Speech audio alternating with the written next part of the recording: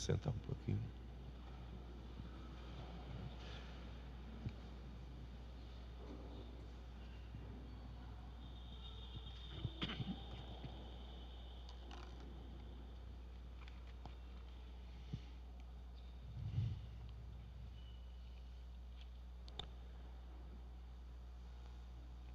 Uma das missões do sacerdote, do pastor de almas, é confirmar os fiéis na fé, para que tenham uma vida de acordo com a vontade de Deus e assim alcancem a salvação. Toda obra da igreja é obra para a salvação das almas.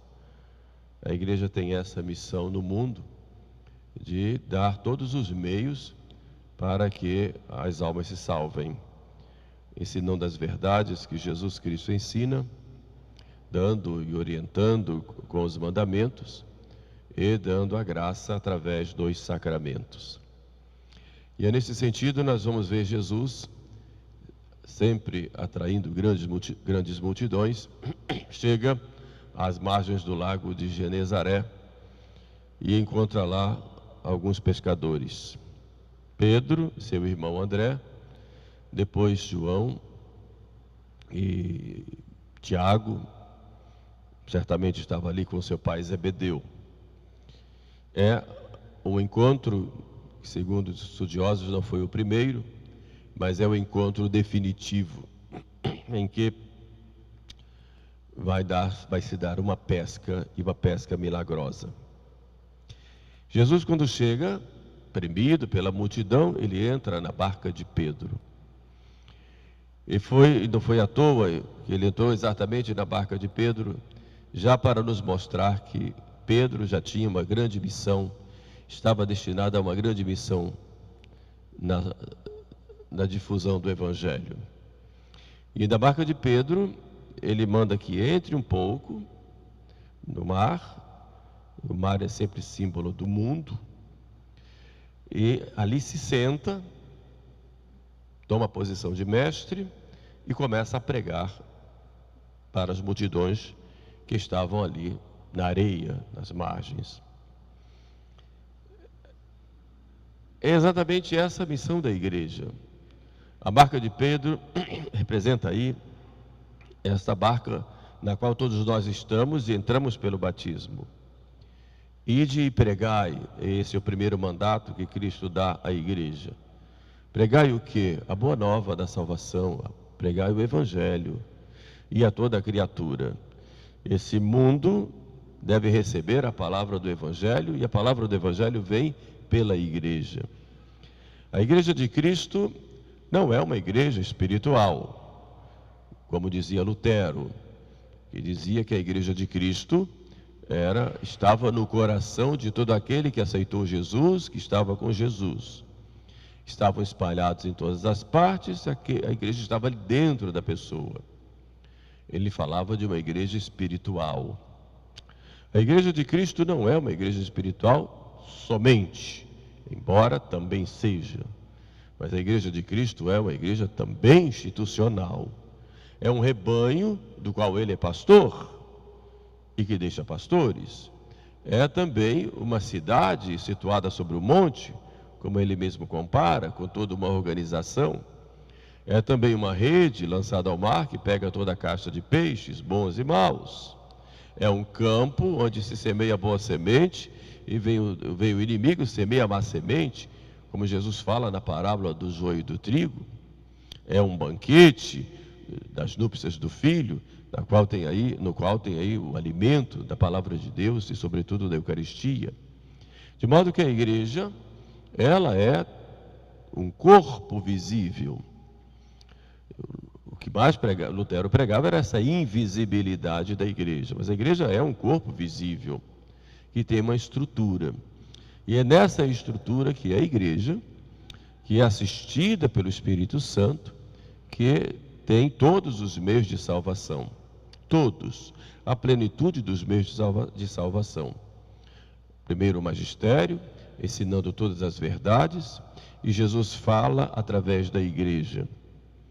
A igreja é a presença visível de Cristo na história, com o seu caráter profético, ou seja, ensinando todas as verdades que Jesus Cristo ensinou e atualizando não as verdades, mas a aplicação dessas verdades nas diversas circunstâncias do mundo, porque a igreja ela progride no conhecimento das verdades e na aplicação dessas verdades. O progresso aí não tem um sentido de mudança daquilo que a igreja ensinou e se ensina, porque verdade ela não muda, mas um crescimento no conhecimento, e esse é o progresso que a igreja admite, no conhecimento de todas essas verdades, que são as mesmas, e a aplicação nas diversas situações em todos os tempos. Mas a igreja é uma instituição, e é uma instituição divina e humana, porque é feita de homens. Divina na sua essência, porque é fundada pelo Filho de Deus feito homem. Divina na sua assistência, porque é assistida pelo Espírito Santo. Ele vos ensinará toda a verdade, todas as coisas. E é divina também na autoridade, por sua autoridade. Quem vos ouve, a mim ouve. Quem vos despreza, a mim despreza. Nós vamos ver lá no capítulo 18 de São Mateus, em que Jesus fala da correção fraterna. Ele ensina: se não quiser ouvir a igreja, seja colocado fora e seja tratado como um gentio ou um publicano. E São João Crisóstomo, comentando esta parte, diz que se não quiser ouvir a igreja, ele quer dizer, se não quiser ouvir, e aí fala evidentemente da obediência às autoridades da igreja. Comentário de São João Crisóstomo. De modo que a igreja, ela é a instituição onde Jesus atua, diretamente na sua plenitude. É claro que o termo, quando fala hoje, que muita gente se assusta, quando se diz que a igreja de Cristo subsiste na igreja católica, alguns se assustam e entendem mal, como se sobrevive. Não é esse o sentido. Já foi explicado pelo magistério que o sentido de subsistir é o sentido de ter aí a sua existência plena, com todos os meios de salvação. Então não tem que buscar fora migalhas em que você tem o pleno aqui. Então, na verdade, existem alguns elementos da igreja fora do corpo, sim. Mas como? Sim. O batismo, por exemplo, dos hereges, desde que feito com a intenção de fazer o que faz a igreja, é válido. É um elemento da igreja que tem que vir para cá. A Sagrada Escritura que os protestantes levaram, não são deles, são nossas. Então é um elemento nosso que está lá, que impulsiona para cá. Então por isso a igreja, ela tem que pregar o Evangelho na sua pureza, e assistida pelo Espírito Santo, para que esses elementos que há fora do corpo da igreja sejam impulsionados a voltarem para casa. Esta é a verdade clara a respeito disso. Então, por exemplo, se há um batismo feito na igreja ortodoxa, é um elemento da igreja, que é feito lá, está fora da igreja. Então a igreja, no seu trabalho missionário, tem que puxar para cá. Mas eu não posso dizer que não está lá um elemento da igreja. Então, quando se fala em subsiste in, quer dizer, dentro, e in é dentro, tem ali a sua existência plena, embora haja elementos, não quer dizer que as outras igrejas salvam, isso é errado, mas há elementos católicos que estão fora do corpo e que impulsionam para o corpo da igreja. Mas é na igreja católica que aí digo é mesmo, a igreja de Jesus Cristo, a igreja de Cristo, é que tem todos esses elementos dados por Cristo para a salvação. Então não tenho que buscar fora, de jeito algum, é dentro da igreja. Apesar das suas dificuldades, apesar das suas mazelas, apesar dos seus problemas, apesar das nossas infidelidades, é a igreja de nosso Senhor. Então aí, por isso Cristo se senta na barca de Pedro, já prenunciando que é da barca de Pedro, que ele vai dar todos os meios de salvação e dá essa garantia. Então, se eu dissesse que a igreja errou, ou a igreja erra, e que dentro da igreja não tenho mais os meios de salvação, como disse Lutero, eu estou dizendo que Cristo não cumpriu uma promessa que ele fez. Estou convosco todos os dias até a consumação dos séculos. Todos os dias, até a consumação dos séculos. Um conhecimento da história da igreja nos leva a entender como isso se desenrolou, com momentos de muita glória, com momentos de muita profundidade espiritual, mas também com momentos de profundas crises. Como a própria barca de Pedro, hoje faz uma pesca milagrosa, amanhã vai enfrentar uma tempestade e vai quase afundar. Não afunda porque quem está lá na barca de Pedro é Jesus. Assim também a igreja, que enfrenta grandes pescas, e pescas milagrosas, maravilhosas, mas também enfrenta crises, e que os desavisados, ou aqueles que têm uma fé mesquinha, vão dizer, vai afundar, vou pular fora. Aí não dá. Então vamos ter essa confiança na igreja, que é a igreja de Cristo. Mas observemos bem agora a figura de São Pedro e a sua grandeza. São Pedro, humanamente, enfrentou o fracasso. Tinha trabalhado a noite inteira. Era um pescador experimentado. Tinha uma pequena empresa de pesca e não conseguiu nada. Pescamos a noite inteira e não alcançamos nada. Ele tinha razões de sobra, humanamente falando, para se opor a Jesus, quando Jesus disse, ide mar adentro e lancem as redes. Ele tinha razões para dizer, não dá, eu sei o que estou fazendo. Nós também dizemos isto, não dá, aquilo que eu sei é isso aí, eu sei o que estou fazendo. Mas ele, confiante na palavra de Jesus, a sua fé foi além dos seus motivos humanos. Em altem verbo tuo, mas é em tua palavra que eu lançarei as redes. Ele lançou confiante na palavra de Jesus. Ele teve que passar pelo fracasso pessoal para depois se abrir à graça. Então ele foi humilde. E essa humildade o levou a ter fé. In altem verbo tuo, na tua palavra lançarei as redes. Nós também passamos na vida momentos de muitas dificuldades. Experimentamos muitos fracassos. E experimentar o fracasso, isso é doloroso na nossa vida.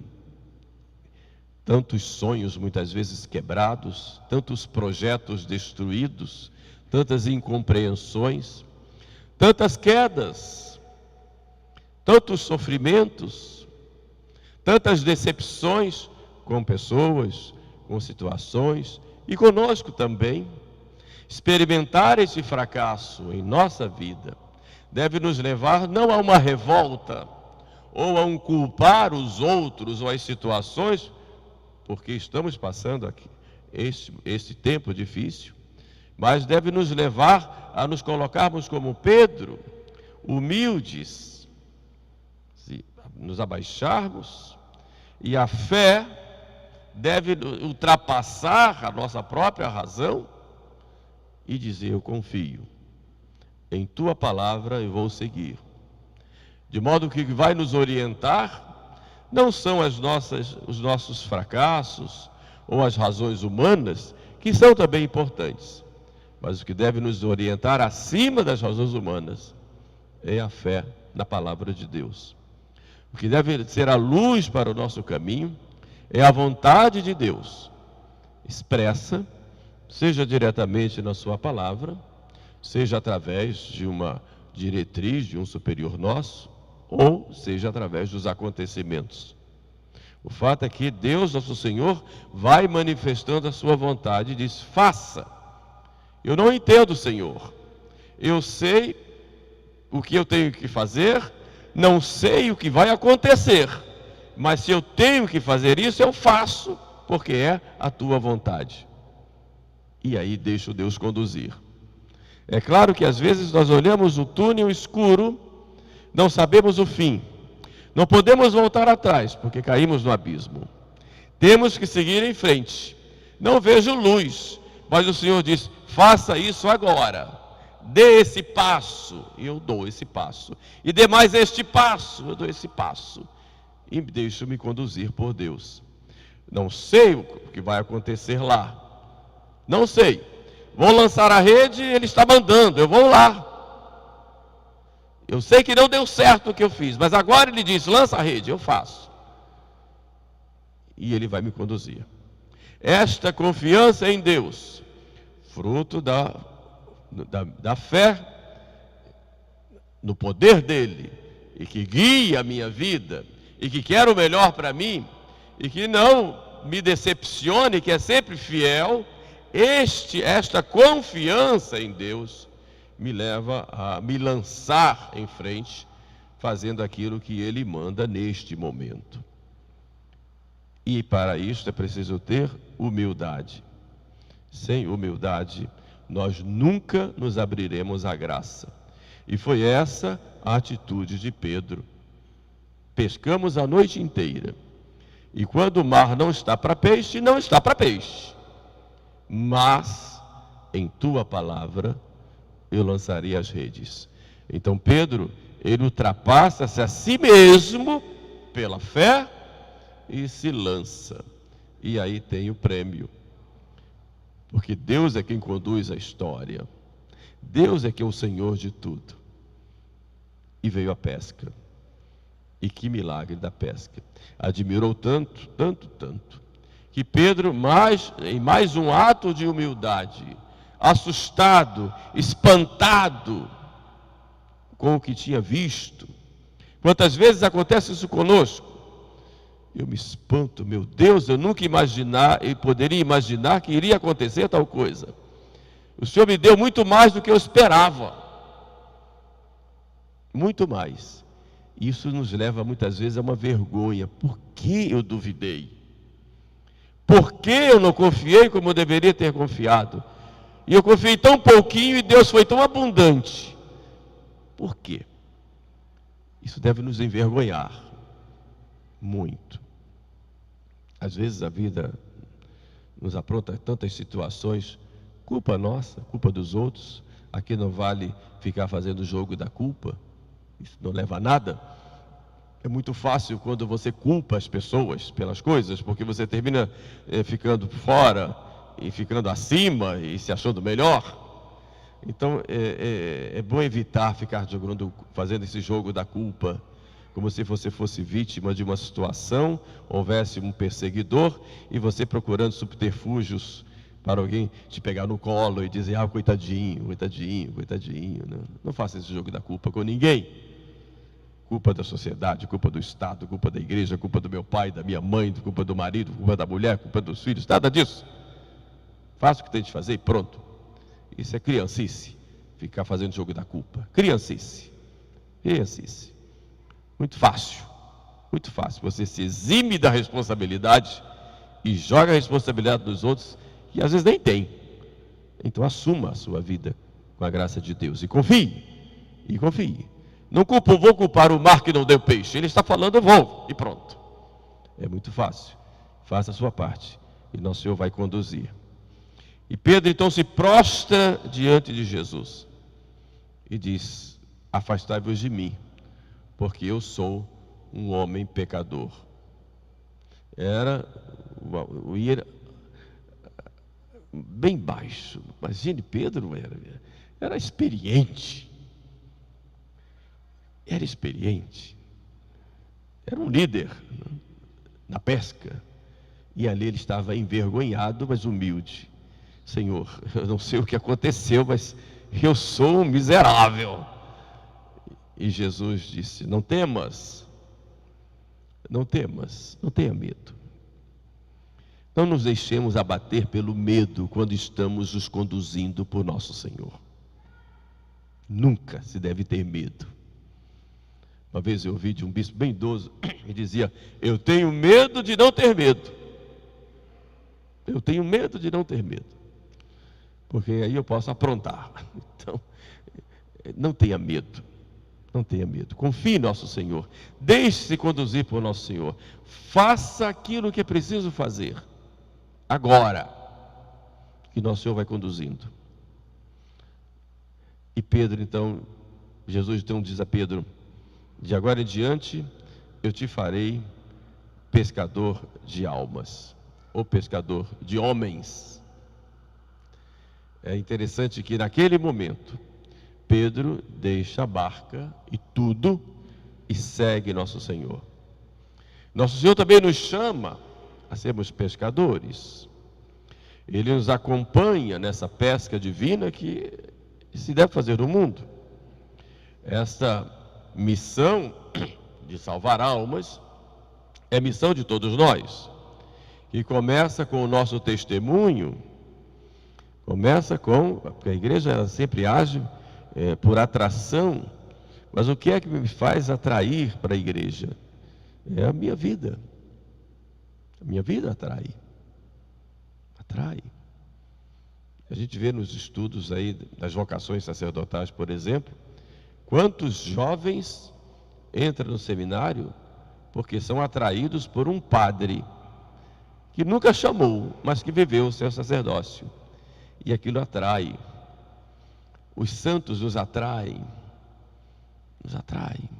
pela sua vida, nos atraem, simplesmente vivem. Imagine, por exemplo, um São Simão Estilita que ficou 40 anos numa coluna lá em cima para ter uma vida de penitência. Quantas pessoas iam lá atraídas por ele só porque estava lá? Os mosteiros na Idade Média, principalmente, eram polos de atração porque estavam lá. O que faziam os monges? Rezavam, estudavam, e quando as pessoas iam, eles ensinavam. Pronto, atraíam. Então o cristão também é esse polo de atração pela sua vida, pelo seu jeito de agir, pelo seu modo de falar, pela sua pureza, pela sua honestidade. Mesmo que falem mal de nós, quando precisarem de um conselho, de um apoio, eles vão nos procurar. Imagine, isso é normal. Todo mundo critica, todo mundo vive mal. Mas na hora que a coisa aperta, vamos procurar aquele que está ali, procurando viver uma vida correta, mesmo que até tenham criticado aquela pessoa. Por quê? Porque atrai. Então, a missão principal, e sobretudo de vocês leigos, nas diversas atividades que vocês exercem no mundo, vocês colocarem lá o sabor de Cristo, colocarem lá o sal da terra, serem luz lá onde vocês estão, pela santidade de vida, também pela palavra, porque a palavra de Deus tem um poder muito grande, porque vai junto com a graça, para atrair essas pessoas para nosso Senhor. Mas uma coisa muito interessante, e aqui eu vou encerrar essa reflexão, nessa homilia, o que diz São João Crisóstomo a respeito de Pedro e dos discípulos que deixaram tudo para seguir Jesus. Diz São João Crisóstomo, quando Jesus os chamou, eles não disseram: vamos voltar para casa para nos despedir dos nossos parentes. Não. Deixaram tudo e o seguiram.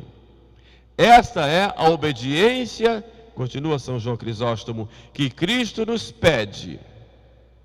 Em nenhum momento de dilação, vou deixar para depois, por muito necessário que seja retardar o nosso seguimento. Portanto, quando Cristo nos chama, vamos. Quando Cristo nos convida, vamos. Quando Cristo diz: vem, segue-me, vamos. Não importa se é difícil, se é pesado, se você é mal visto, não importa. Eu vou te seguir, Senhor. Vou fazer a tua vontade. Vou me entregar a ti completamente. sem olhar para trás, sem olhar para os que estão em volta, dizendo: não faça isso, está destruindo a sua vida, vai perder a vida, não faça isso, o mundo é tão bom, não precisa disso tudo. Vá, não olhe para trás, não vá se despedir, aqui põe entre aspas, daqueles que vão te puxar, te oferecendo algo aparentemente melhor, mais gostoso, mais interessante. Não, siga Jesus, vale a pena, vale a pena. E eles deixaram tudo e seguiram. Assim deve ser cada um de nós neste mundo, que é este grande lago, que hoje precisa de nós, da nossa presença, da nossa oração, da nossa palavra e, sobretudo, do nosso testemunho. Que Maria Santíssima, nossa Mãe, nos ajude e interceda por nós, para que nós vivamos esta missão com fé, com obediência e com muita humildade. Amém.